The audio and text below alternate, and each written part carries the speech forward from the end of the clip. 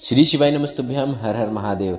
आरती शिव महापुराण कथा जो कि रेवाड़ी हरियाणा में चल रही है, उस कथा में गुरुजी ने प्रदोष के दिन किए जाने वाले एक विशेष नियम की जानकारी दी है।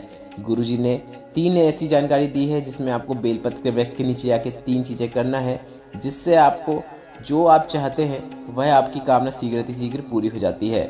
यह विशेष उपाय आप गुरुजी ने कहा प्रदोष के दिन करेंगे तो आपको अधिक से अधिक लाभ प्राप्त होने वाला है।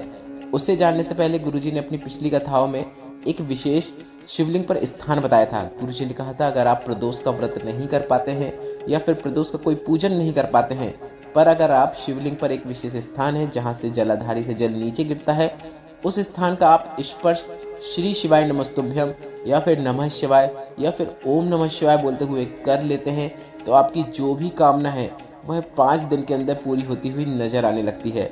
गुरुजी ने कहा आप प्रदोष के दिन भोलेनाथ के मंदिर में जाकर शिवलिंग के इस विशेष स्थान पर स्पर्श करते हुए श्री शिवाय नमस्तुभ्यम बोलते हुए अपनी कामना भोलेनाथ से अवश्य बोलिएगा और कामना बोलने के बाद एक बार और श्री शिवाय नमस्तुभ्यम बोल दीजिएगा। यह गुरुजी की पिछले कथाओं में बताई गई एक विशेष जानकारी है जिसे आप प्रदोष के दिन सुबह से लेकर शाम तक कभी भी कर सकते हैं।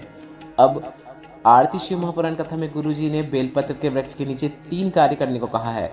गुरुजी ने कहा किसी भी प्रदोष में, प्रत्येक माह में 2 प्रदोष आती है, तो आप किसी भी प्रदोष में यह उपाय करना शुरू कर सकते हैं। अब यह उपाय किन्हें करना है? गुरुजी ने कहा है यह उपाय सभी को करना है, सभी कर सकते हैं।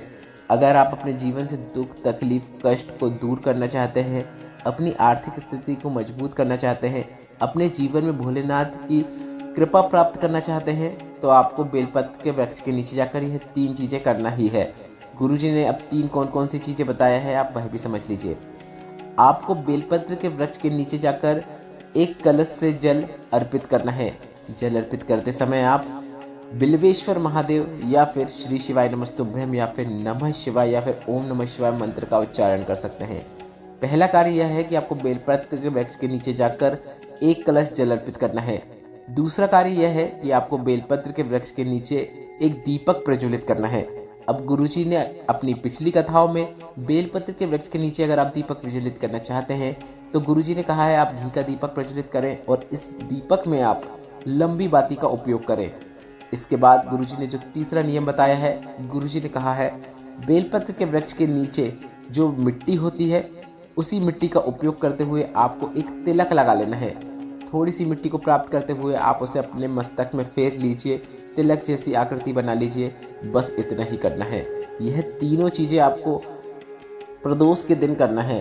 प्रदोष में अब आप चाहें तो सुबह जल अर्पित कर सकते हैं और शाम को जाकर आप दीपक लगा सकते हैं। आप ऐसा भी कर सकते हैं, या फिर आप दीपक सुबह लगाना चाहें तो दीपक आप सुबह भी लगा सकते हैं और मस्तक में तिलक भी आप सुबह लगा सकते हैं। शाम को जल अर्पित मत कीजिएगा। जल आप शाम के पहले जब भी आप अर्पित कर सकें तब आप अर्पित कर सकते हैं और इस उपाय का अधिक से अधिक लाभ प्राप्त कर सकते हैं। गुरुजी ने अभी पिछली शिव महापुराण कथा में प्रदोष के दिन 2 दीपक वाला एक विशेष उपाय बताया था। गुरुजी ने कहा कि आपको प्रदोष के दिन 2 जगह दीपक अवश्य लगाने चाहिए। एक तो है भोलेनाथ के मंदिर में और दूसरा है आपको अपने घर के मुख्य द्वार में। गुरुजी ने कहा आपको दोनों जगह दीपक लगा रहे हैं तो उसमें घी का उपयोग करना है, और भोलेनाथ के मंदिर में अगर आप दीपक लगा रहे हैं तो उसमें आपको गोलबाती का उपयोग करना है। यह एक अन्य उपाय है जिसे आप चाहें तो इसका नियम भी धारण कर सकते हैं। ऐसा सभी उपाय करना आपके लिए आवश्यक नहीं है। अगर आप कोई एक उपाय का भी नियम धारण करते हैं कि मैं यह उपाय 4 से 5 बार करूँगा या 6 बार या 11 बार करूँगा या 7 बार करूँगा, उस नियम को अगर आप पूरा करते हैं तो आपको लाभ जरूर देखने को मिलता है। प्रदोष के दिन भोलेनाथ के मंदिर में और अपने घर के मुख्य द्वार में, आपका मुख घर की ओर हो, ऐसे में सीधे हाथ की ओर दीपक लगाने का बहुत अधिक महत्व है। घर में आप जो मुख्य द्वार में दीपक लगाएंगे उसमें आप लंबी बाती का उपयोग करें। इन सभी उपायों से संबंधित अगर अभी भी आपके मन में कोई प्रश्न है तो वे प्रश्न आप कमेंट बॉक्स के लिए पूछ सकते हैं। मेरे द्वारा दी गई जानकारी अगर आपको थोड़ी सी भी उपयोग लगी है तो इस वीडियो को लाइक करके कमेंट बॉक्स में हर हर महादेव जरूर टाइप कीजिएगा। श्री शिवाय नमस्तुभ्यम। हर हर महादेव।